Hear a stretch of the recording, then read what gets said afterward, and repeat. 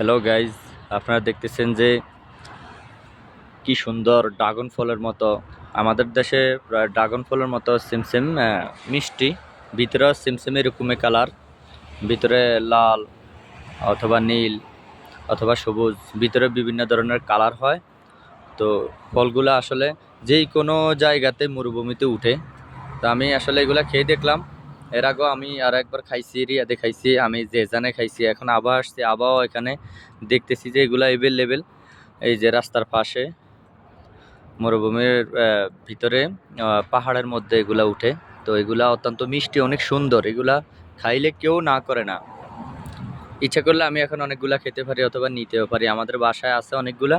তো ইনশাল্লাহ পরে আসবো এক সময়, এসে খাবো ইনশাল্লাহ। তো এগুলো আসলে অনেক সুন্দর, তবে এগুলার একটা সমস্যা হলে এগুলাতে কাটা আছে, এগুলা ধরলে পরে যেখানে হাত দিব ওখানে চুলকায়। এই এই সমস্যা, এই এগুলা খাওয়ার পরে আসলে এই সমস্যাটা দেখা দেয়। দেখেন কিভাবে ধরছে, পাতার মধ্যে ধরছে, সবগুলা পাতার মধ্যে। এগুলার মূলত কোনো ফুল নাই, এগুলা ডাইরেক্ট পাতাতে ধরে। অনেক সুন্দর, অনেক সুন্দর আসলে। খেতেও যেমন মিষ্টি, অনেকে খায়।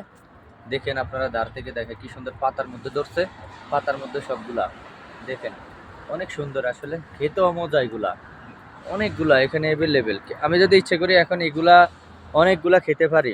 আজকে বোধহয় আমার আর অন্য কিছু খাওয়া হবে না।